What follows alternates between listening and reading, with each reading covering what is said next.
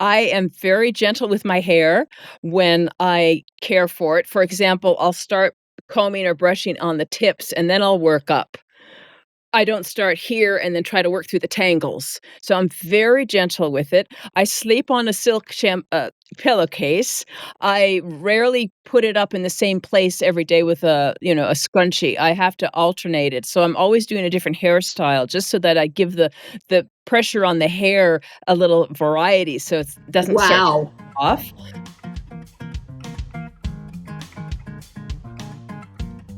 Well, hi, everybody. This is Diane Gilman, formerly the Queen of Jeans, but now the proud host of my podcast, Too Young to Be Old. Speaking of Too Young to Be Old, oh my God, do we have an incredible guest today? Roxanne Gould, second longest working model in the history of the biz. And this is for one of our new programs called Fashion Thursdays with Diane. And I can't think of anybody better to do it with than you, Roxanne. 63 years in the industry. So honestly, not joking, you started out at like the age of 2 or 3 as like a Gerber baby or something. How'd that happen? It was for the year that Bare Aspirin for Children came out. Yes. My mother got the casting call, and she could not find a babysitter, so she took me with her, and the casting director really liked the way she and I interacted with each other, and we both got the commercial, and my father scrambled to get me a Screen Actor Guild membership, and that was the first job I had, and, I think that's one of my first memories of in the studio, and maybe that's why I've always loved being in the studio. I felt so comfortable and safe there. That's so interesting because I was never, ever, ever comfortable getting my image taken. I never saw myself as even a pretty person. And I have to get new headshots taken, and they're going to get taken by a very famous photographer. I'm lucky I'm friendly with him, and it is nothing but agina for me. It's like, oh my God, I'm going to look too fat. I'm going to look too old. I'm not going to know how to stand right. I'm not going to wear the right clothes. I mean, it's like blah blah blah blah blah blah. Blah. So if it comes naturally to you, you are very, very lucky and you were meant to do it. So, Roxanne, I've got to ask you because it is so anti youth obsessed fashion industry. When did you notice your hair was going gray? And when did you decide, okay, I want to go authentic or I want to take that leap? I mean, it's so fashionable now that we actually see 20-year-old models in New York bleaching out their hair and then repositioning it as your color, silver. So, how did it happen for you? It's crazy what the young people do now because when we were Yeah. younger, that was so taboo, and now it's so fashionable. So when I was younger, I noticed gray hair coming in my temples, and I was right at the peak of my modeling career, and of course, I was very nervous that my career would be over if I let the gray Oh, show. yeah. So I would pluck the gray out of my temples. Oh, ow, Ow, ow. and then it got too much, the hair, was too, it showed too much, so I dyed it, and I dyed it for 10 years. I dyed it all through my 30s to try to remain kind of young looking, but in the career, it was, an odd phase because I wasn't looked at as young anymore, but I really wasn't old, so it was hard for clients to know where to place me. And it was fine. I worked a lot for catalog and I had my regular clients, but then after 10 years, the condition of my hair was like straw and it couldn't hold color. And I thought, what am I doing Wow. with all Wow. this chemical on my head? And I just decided I have to forfeit my career for my health. And I turned my head upside down and I chopped it off and I let it grow in. And when it was very short, like maybe 2 inches long, my bless her heart, my booker said, please just take some test shots. Let's just see what happens. And I thought I was wasting my time, but it actually catapulted me in this whole new trajectory in my in my modeling industry, in my career, and I started, I think, the gray-haired classic division because I really was one of the first models with gray hair, all natural, and I haven't dyed it since. I didn't even know there was a gray-haired classic division, but I see now, but what I see is not altogether positive. What I see are a lot of models that are very much everyday lifestyle models used for drug commercials, assuming that as we mature, we need to lean on a lot of drugs to correct our health. And then, and I'm sure you notice it because you're really in the profession, when it gets to be an ad for something, I don't know, like a vacation or buying a home in Florida, and you see it on cable TV, it's always a gray haired silver fox with a blonde as a wife who's about 25 years younger than him, when it could be you as a gorgeous silver haired woman. But how have you seen attitudes towards aging beauty change in your lifetime for what you have done? Attitudes change, well, towards aging, that's a really good question, it's very deep. Like, yeah, Yeah, like, when I was younger, there I was afraid that I was 27 and too old. And back then, the age of a model's career or the span was very short, and it was over by the time you were 25, right? And yeah, for I've sure. yeah, I have coached, I had a coaching business for models for 10 years, and I was for teenage girls, but then slowly their mothers started to see, "Wow, I see the effects, and maybe I can model because now there's a little bit more demand." And so women are starting to feel a little bit more secure that I'm still pretty, I still look good. I see myself a little bit more reflected in advertising for, like you say, the what older people use. Marketers are very smart. They know that the demographic is the older woman who has the disposable money, so they market to them. Exactly. Right. And I think that's also one of the reasons the classic division has survived so long. But I was around when it wasn't even existing. So in a way, we have embraced the older woman slowly but surely. I mean, these changes are slow, but it's still a very pertinent conversation to have because I think the majority of women are still scared of aging. And it's such a natural part of life. It's something to embrace and to learn from. And we know things now as an older, wiser woman that we would never know about when we were younger, and they're priceless. The wisdom and the patience and just embracing things that are a little bit more important than maybe a new wrinkle. I mean, I find that when I see myself in the Yeah. mirror and I see more wrinkles, it's a reminder that my life is going by so fast that I really need to dedicate my time to things that are really important to me because I don't know how much longer I have. I mean, that might be a little morbid, but it is so true. And I And don't wanna and spend my time thinking about my wrinkles. It's And the truth is, and I agree with you because in your bio, you talk about how important beauty is from the inside out.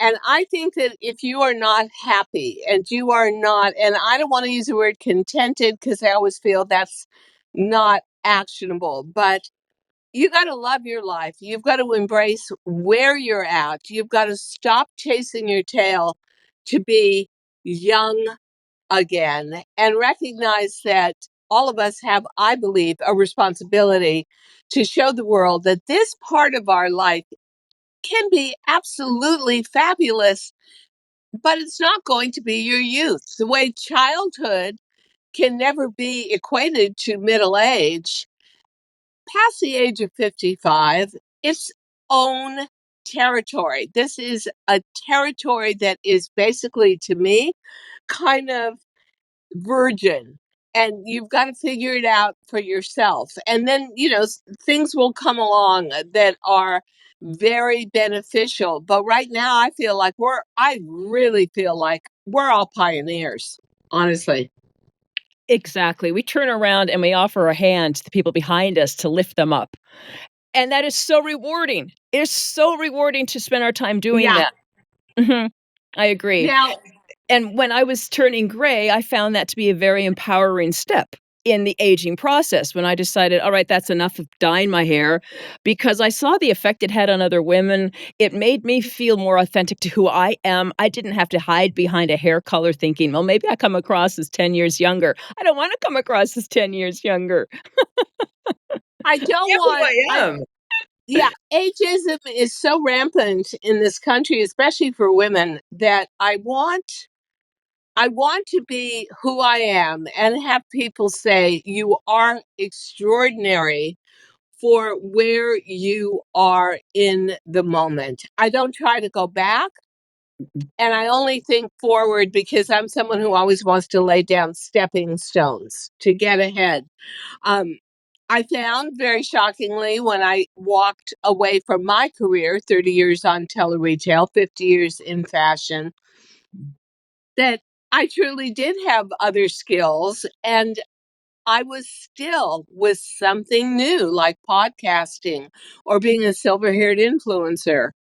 I was so excited again. I was like, oh, I get to learn and I get to meet all these new people and I get to talk about subjects that fascinate me and fascinate the audience and build a new audience. And, I think that's one of the misnomers of aging, especially for females, is there is this classic view of you lead a life, you are a mother, you have children, then there's empty nest, and then what? Nothing. But, my child was my talent. And when I gave up fashion, it was a little bit empty nesting. And the minute I found something else, which was maybe being a representative for my female generation, I was like all in instantly. I just felt revigorated. And so as you have gone on in the years with modeling, what are jobs like for you now? Hmm. Well, I have become more selective. Uh-huh. Uh-huh. Right? Like we said Yeah. earlier, our time is valuable. Time is of essence. Yeah. So I choose the caliber of client, I choose the location, and of course the rate. It has to be something I really want to do for all those reasons. I have to like every one of those topics. And how has it changed? It's still advertising.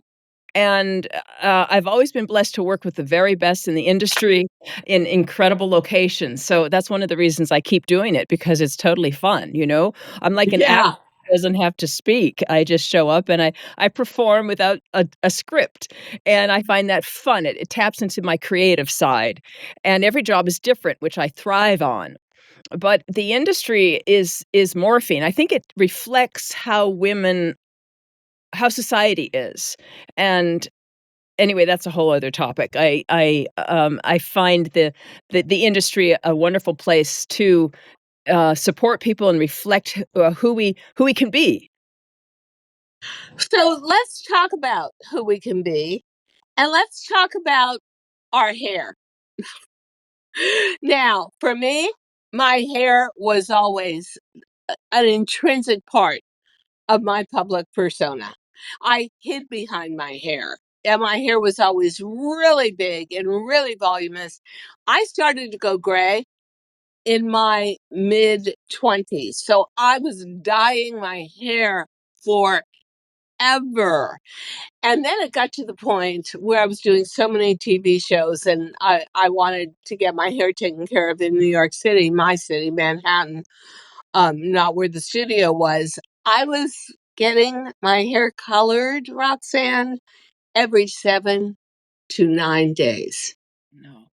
I had white roots everywhere and dark auburn hair, which is very hard to control anyway when you're dyeing over white. It can get kind of orange. And so at a certain point, I remember walking down a street in Manhattan, and there was a woman in front of me who had longer hair like mine, dyed, and in the back was the beginning of a little bit of an old lady's bald spot, and it was all white. And I thought, this is the worst look ever. And then I got breast cancer, and I had two choices. They did a thing called cold cap, and you could save your hair. You had to put this nitrogen freezing cap thing on. But I thought, what good is that going to do? Because my hair is going to start growing out white, and then I'm going to be half white or a quarter white, three quarters old, aged red, because you didn't want to dye your hair, couldn't. And I thought, okay, all right, just cut it off, shave it off, lose that hair, and well, pot luck how it grows back. So it grew back very curly. That's calmed down a little, but it grew back white, which is kind of its own bold statement. Most of the women I know will say to me, "Oh, I just love your hair."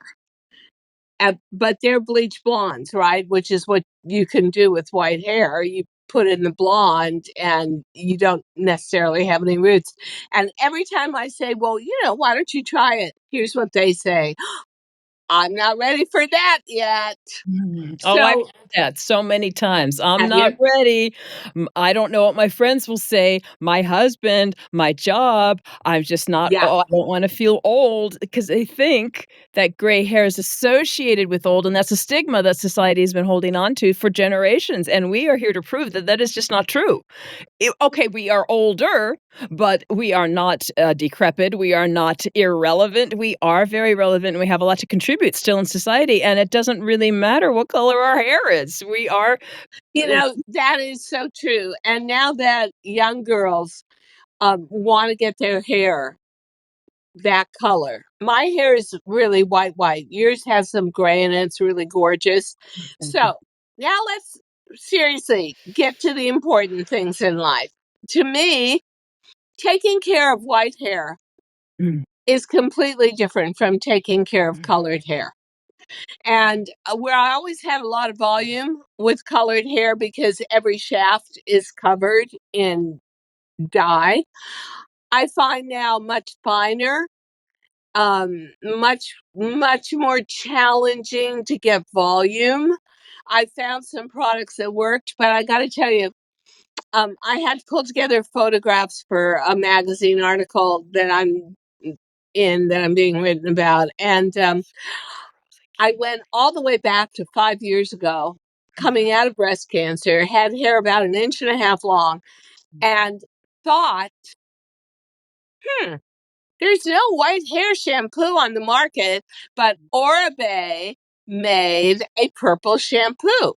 So I buy Oribe, and I thought, well, that's a nice shade of purple. You know what? I'll leave it in for about 20, 30 minutes like a conditioner. And when I came out of the shower and I rinsed my hair, it was purple. Oh, yeah, you have to Help. be careful. It's so strong. Oh, you poor thing. Young girls would come up to me on the street and say, ma'am, I just want to tell you, you are so cool with purple hair. And I'm thinking to myself, you honestly don't believe this is intentional, do you? But what do you use? What do you use on your hair? You'll be shocked to hear what I use. What do you use on your hair to get the color, to have so much clarity? I did this purple shampoo as well for a while, and I didn't leave it on as long as you, but I did find that if I used it too often during the week, like 3 times, it turned gave it a tinge, Yeah. and kind of a blue tinge, and that's not the look I was after, so I really cut Uh-uh. on that, and then you know what you can do is just the bottoms of your hair because the The bottom of the shaft of the hair is more open and it oxidizes more, so it collects more of, the smoke in the atmosphere or the pollution in Oh, the atmosphere. That's why it turns yellow. And if that's your case, just put the purple shampoo on the parts that are yellow and not up here where the skin, the hair shaft is still closed, and that might eliminate a purple or blue did head. you did you find any shampoo that you felt was really great for gray or white hair? Anything specific in the market? When you hear what I use, What do you and they use? use, Let's hear what oh you use. God, this is so funny. So I go to the John Barrett salon on 57th Street, used to be at Bergdorf's in Manhattan. These guys are total experts. You're not going to believe this. Because, like you, I'm in professional makeup a lot. I do 2 podcasts minimum a week, and on and on. Dawn dishwashing liquid. No, no. Yes, I've never heard yes. It cover it because I use oil-based makeup from Charlotte Tilbury. I need something with moisturizing qualities in it. It gets into my hair shaft around the roots, and the only thing they ever found to take that away. So it's hilarious. They have their own kitchen at the salon and make you lunch and stuff. And every time I come in, they're running to the kitchen and praying that they've still got, they call it Dewan, that the Dewan hair. Yeah, I use dishwasher Well, I liquid. tell Now, you, it shows you that sometimes the most simple products are the most effective. Sometimes. It's true. and then I want to ask you, I do a trick, but I can see that my hair is very different from yours in a way. I actually get white eyeshadow and I tap it in all around the frame of my face and a little bit into the crown of my head to make the hair look more populated and fuller. Well, there's actually, I get a lot of products sent to me, and one of the products was exactly that. It was foundation for the scalp, and it was a powder, and Ooh, it had all these different shades for gray hair, and it's ooh. called ME foundation. I'm not sure, but it's exactly that, and it's for the scalp to make your hair look, like you say, more populated. Yes, and, that's a good trick. Mhm. Yeah, because as my hair was growing back from chemo, um, my scalp was really pink and I sort of looked like a rabbit growing out Yeah. its hair. And I thought, no. Now I take a ton of vitamins. I take Nutrafol. I take an English brand called Lima, Lyma. Um, and those are all good for hair regeneration and skin. So, do you have a very supportive diet or any kind of vitamin regime you can share with us how you stay so gorgeous? Thank you. I also tried Nutrafol. They asked me to be one of their brand ambassadors, and it really made my hair grow like nothing else. Yeah, And I love crazy. how each product is specific for you after you take a quiz to see what your needs are. So I highly recommend that. And my hair has like never been this long. So Nutrafol worked for me. There are different brands out there. I tried other brands that worked for some people, but they didn't work for me. So you have to be patient. I think it takes like about 6 months to see some results, and it can be worth it if you find the right one. Your Oh, hair yeah. thicker, it'll be more healthy, but also, diet, right? A healthy diet. And my diet is mostly plant-based diet, it always has Me been. too. Oh, really? Yeah, it Oh, just yeah. works with blood type, and I get enough protein, and that works for me. I'm not saying it's for everybody, but it has worked for me, as well as a lot of exercise regular, not a lot at a time and then start and stop, but Well, consistently I through my life. think it is just about respect for your body, too. And knowing that your older body can't sometimes keep absorbing all that protein. But I gave up meat, and although I thought, oh, this is going to be impossible, once you're away from it for a little while, Mhm. you're all good. I go for a gentle form of vegetarianism and fall off the wagon every once in a while. But, I had to rebuild my whole inside out after the chemo was really heavy duty. And quite frankly, so was the radiation. I had no guarantees my hair was going to grow back at all. I had no idea it was going to grow back pure white. The color of it is definitely a plus.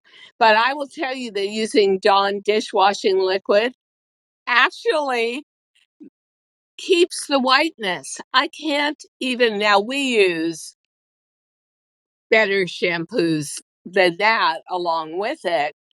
But then the other thing I found, and I never use celebrity products. It's like, oh yeah, I don't want to know about it.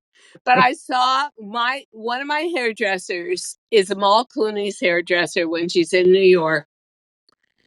And they revealed a secret about WOW hairsprays and setting lotions. Revolutionized my life. If I took a strand of hair and I sprayed it right now with WOW, it would stay out like this. It would defy gravity. And that is exactly what I need. Now, your hair is so gorgeous. Thank you. Do you use heat on it? Do you use curling iron? I just do one shampoo a week, and I really, really discourage my hairdresser from doing any kind of heat on it like curling irons. But your hair is so long and so silky. Just give me a little idea of what your process is. Okay, thanks for asking. I am very gentle with my hair when I care for it. For example, I'll start combing or brushing on the tips, and then I'll work up. I don't start here and then try to work through the tangles. So I'm very gentle with it. I sleep on a silk pillowcase. I rarely put it up in the same place every day with a scrunchie. I have to alternate it. So I'm always doing a different hairstyle just so that I give the pressure on the hair a little variety so it doesn't start to Wow. off. Um, I I find that I need to wash it. I did go once a week, and then I think because of the condition of my skin, I needed to do it more because I was getting very, very dry. So I think I washed it like 2 or 3 times a week, and I use very pure products, and again, they were sent to me, and I'm sorry, I can't remember the name. I get sent so many products for hair, but these are particularly pure. They're so pure, they come like a bar of soap, and they're in brown, cardboard, so there's no plastic and there's no it's great sustainability, and that's what I really like to support, and the product is extremely pure, kind of like Dawn shampoo. But if I need to put in mousse or I use a mousse and I find that that gives my hair follicles a little bit more, substance to work Oh, with, yeah. Oh, yeah. and I like a little bit of oil during the day to just, tame the frizz wherever that might pop up on the edges or on the tips, and because sometimes I'll get that broken hair and it just flies up and it looks kinda like funny antenna, so I like Olaplex for that, and then the whole line of Authentic Beauty Concept, which is vegan and very, very pure and effective, I really like them. You get it on Amazon, ABC, Authentic Beauty Concept. Yeah, I really would like to push them. I find that it's pure and it makes your hair a little bit more healthy, it protects it. Yeah. Somebody said to me the other day, oh, Diane, I love your hair the way it is now. Don't let it grow any longer. There is that concept with older women. I remember my mother getting into her 50s, and that was way back in the 1950s, and snip, snip, cut it off. I know, that's what women were supposed to do, and, I did What? a poll on my Instagram account just recently, like, "Should women cut their hair? Does long hair make women look older?" And I had hundreds of comments, and almost 99% of them said, "No way, if a woman is confident with her long hair, it'll look beautiful. Just because Yeah. she's shorter doesn't mean it has to be shorter." They think that short hair looks old. I think short hair looks old, and I don't understand that attitude about, oh, well, you've reached your limit. It can't be any longer. Mm-mm. Well, yeah, it can. And something, I feel like we are here to forge a whole new look, a whole new attitude towards beauty and what that means And I at think every age. And if you had one, because you're so gorgeous and you've been gorgeous your whole life, if you had one rule of thumb to give women about aging, because you obviously are a person who really glows from the inside out and is very, very happy, which is great. Spreading joy is like my number one goal in life. yeah. What would be your piece of advice to women who maybe don't lead the life that you and I live, Roxanne, where we understand professional makeup and professional photography, hairdos, and what would you say to women who, and I would think this would be about 99.9% of all women past the age of 50, who are struggling with getting older because you can't keep retaining a truthful, youthful look. You've got to get into your own groove, and it's so undiscovered. What would you say? What would be your best advice? That's a really good question. It makes me think of so many answers that I could give, but Helps. for the sake of this podcast, and because we're focusing on gray hair, I would answer that question with this one singular thought that might be easy for people to remember and, dwell upon that might help them is I had many people say to me, "Oh, I would let my hair grow in if it was your color." And I would tell them that nature knows the color that's best for you. So what's right for me, there's so many varieties of gray hair. Really, nature knows the best for you, for your skin type, for your eye color, for your lip shade, and it really enhances your eye color and your lip shade naturally because it's the right gray for you. And the other thing I think too, and I know this is totally crazy, but I had to go into the world of wigs while I was doing chemotherapy. There are on TikTok a million wigs in shades of gray that are not expensive at all, like $20 for a Mhm. wig. If you really want to experiment and you're just not sure, is au naturel good for you? Buy a couple of wigs, get them home, try them on, see how they work with your wardrobe, and say, I think I could do this, or I'm not ready yet. Which is what I hear all the time. I hear that Oh a my lot god. too, but you get to get a new wardrobe, you get to change up your makeup so that I your love that. personality is Yeah. I correct, love right? that. You know what That I was mean? super fun. I Yeah. would have never worn pink ever in my life if I didn't go for And it gray suits white. you right now. It's very pretty on you, and it's Thank fun. you. Yeah. Yeah. And so I took redoing my whole image post cancer, pre cancer to post cancer Mhm. as an adventure, as Mhm. a much more lighthearted adventure than the rest of the adventure I was going through. But you know what? Aging can be fabulous, and you look phenomenal. Congratulations on a big birthday and turning 65. And I'm going to nominate you as definitely someone who will always be too young to be old. Thank you, and like I like to say, aging is just another word for living. Yeah. Oh, that's really good. I might have to steal that. You Thank take you. it, girlfriend. You take it. Thank you so much, Roxanne. This was really fun. Roxanne Gould, everybody. Fantastic. Thank you. Beautiful model. Thank you Beautiful. so much, Diane. Pleasure to be here. Thank you so much for listening to Too Young to Be Old podcast.